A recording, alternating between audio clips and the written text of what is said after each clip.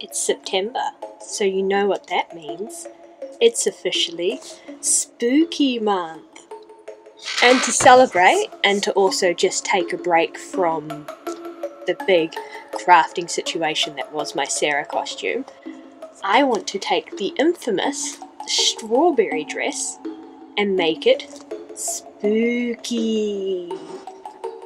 So, without any further ado, let's dive on in. So I will be using this black flocked mesh that I brought from Spotlight along with these two patterns. Okie dokie, so what I'm going to do is I'm going to take the top from this Vogue pattern, I'm going to add the sleeves from this particular McCall's pattern, and I'm probably going to take the skirt as well, and because they have it sitting so high up on the bust here, and it sits just above the knee length there, I'm hoping that adding it to the waist of this pattern here will have it sitting just below the knee here. And also with this pattern I am going to be changing the back so that it also has a V in the back like the front here does. So let's get started. The pattern pieces are now all cut out or traced out and altered, so now time to cut them out of the fabric.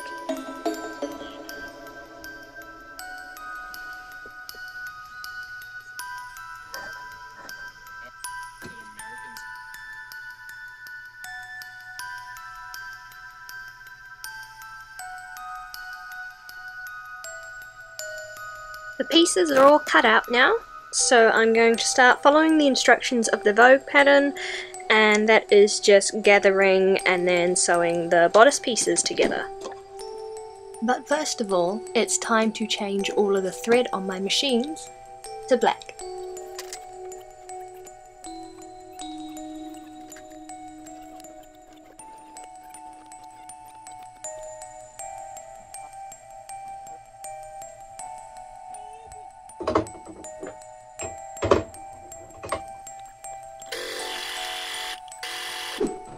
First things first, I start off by making some gathering stitches along the bust and then pull them together.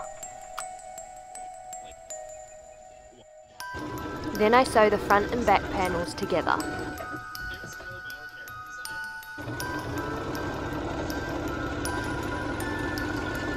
The bodice pieces are now sewn together, so the next step for me is to add the sleeves and the waistband and then the skirt.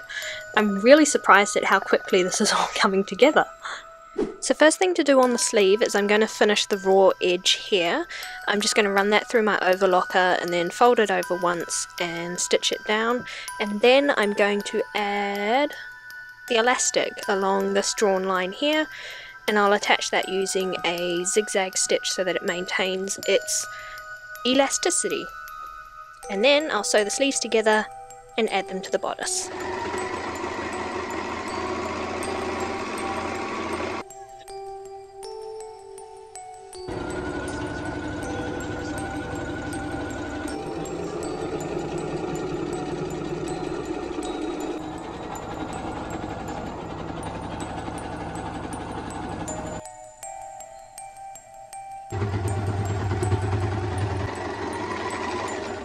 One sleeve down, one to go.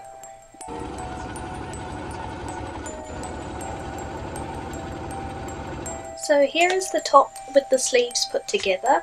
I've just pinned it in place at the moment just so you can get an idea of what it's looking like.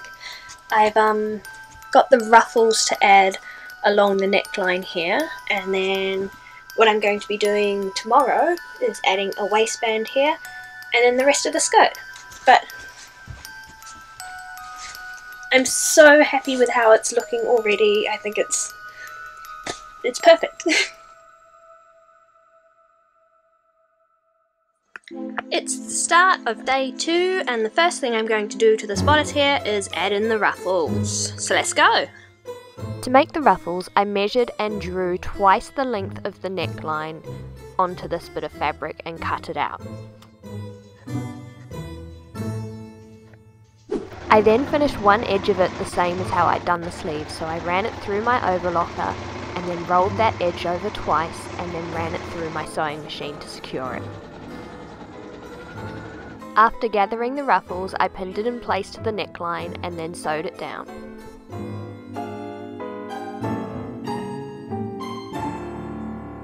Finally running it through the overlocker to give it a nice finished edge. Ta-da! The ruffled edge is now on, so now I'm going to do an understitch here so that it helps it stay nice and flat like that and stop it from rolling over. And then, waistband and skirt.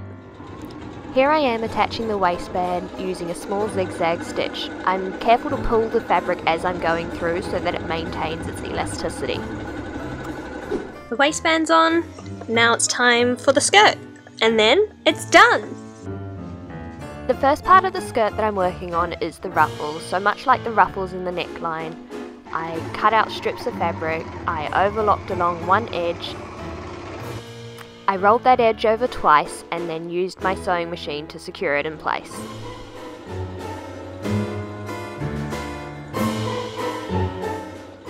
Then to make the gathering easier, I took off my normal sewing foot on my machine and put on a gathering foot. This is awesome because it gathers the fabric for me.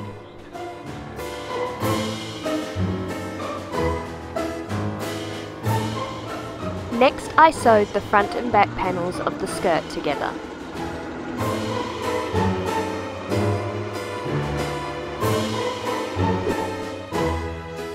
I then pinned the ruffled edge along the bottom edge of the skirt and prepared it for sewing on the machine.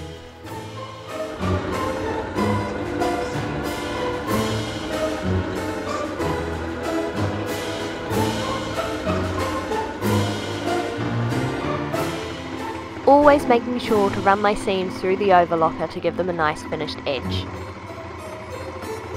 So I have pinned the skirt on, and if you pull back, there you go, you can see the whole thing.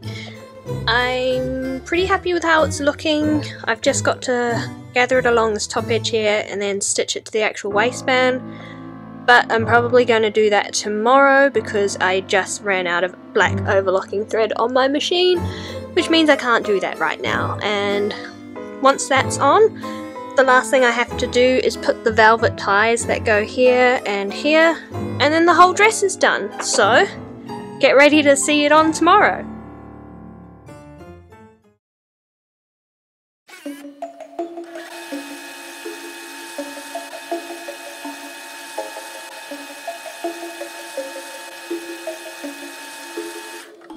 After spending far too long rethreading my overlocker, it's then time to sew the gathering stitches along the top edge of the skirt.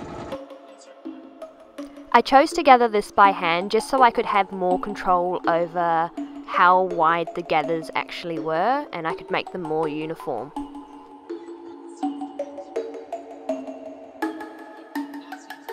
Once I was happy with how the gathering was looking, I pinned it in place to the bodice and then sewed it on my machine. So, the dress is pretty much finished, and I've just gotten back from a little shopping trip. I realised this dress is completely see-through. I need to wear something underneath it, and right now I can't be bothered making something myself, so I went to the thrift store and I got this little black slip to wear underneath it, and also I needed to get some ties, you know, the bits that go around the waist, and because the slip that I got was black, I got this nice Halloween green one. So it's a little bit of velvet, and that's all I've got left to put on the dress, and then it's done. So next time you see it, it's gonna be finished.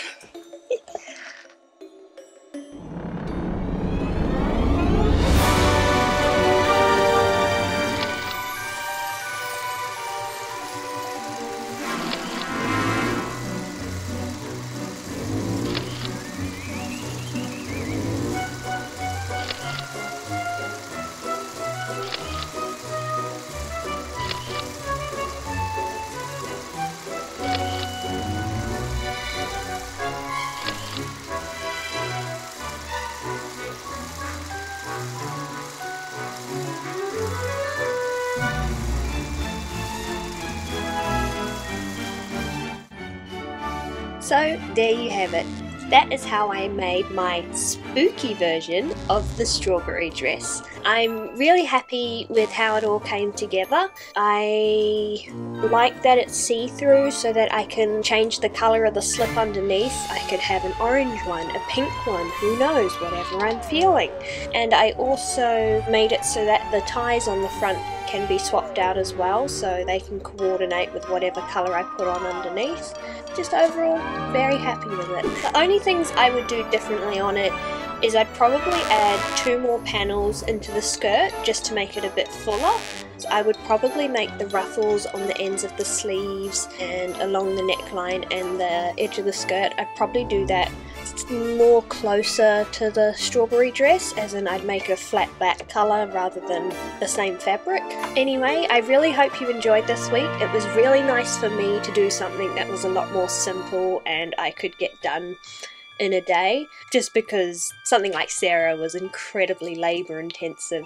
And speaking of Sarah, next week I will be starting the Jareth costume to go along with her, so be sure to stick around if you want to see more of my sewing adventures. Until next Friday, see you then.